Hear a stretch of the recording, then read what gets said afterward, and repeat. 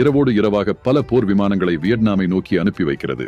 ஆனால் 2 நாள் ஆகியும் அந்த விமானங்கள் திரும்ப வராததனால் பயந்து போன அமெரிக்கா இன்னும் கொஞ்சம் போர் விமானங்களையும் போர்க்கப்பல்களையும் அனுப்பி பார்க்கிறது.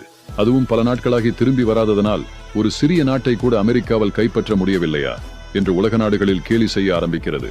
உடனே கோபமடைந்த அமெரிக்கா தன்னுடைய மொத்த படையும் கூட்டிட்டு வியட்நாமை நோக்கி செல்கிறது. அப்போதுதான் அமெரிக்காவுக்கே தெரிய வருகிறது, நாம் அனுப்பிய போர் விமானங்களையும் போர்க்கப்பலையும் வைத்து நம்மளையே அழிக்க வியட்நாம் வந்து கொண்டிருக்கிறது என்று. உடனே மிரண்டு போன மொத்த அமெரிக்க படையும் வியட்நாமை விட்டு வெளியேறுகிறது. இறுதியாக அந்த போரில் வியட்நாம் அமெரிக்காவை ஜெயித்து விடுகிறது.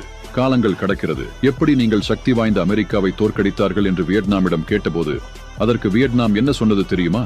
வேற ஒரு நாட்டுடைய மன்னரின் போர் யுக்திகளை பயன்படுத்திதான் நாங்கள் அமெரிக்காவையே தோற்கடித்தோம். அது வேற யாரும் இல்லை, இந்தியாவை சார்ந்த ராஜராஜ சோழன் என்று சொல்லி உள்ளது. உலகத்தையே திரும்பி பார்க்க வைத்த ராஜராஜ சோழனை பற்றி நீங்கள் என்ன நினைக்கிறீர்கள் என்பதை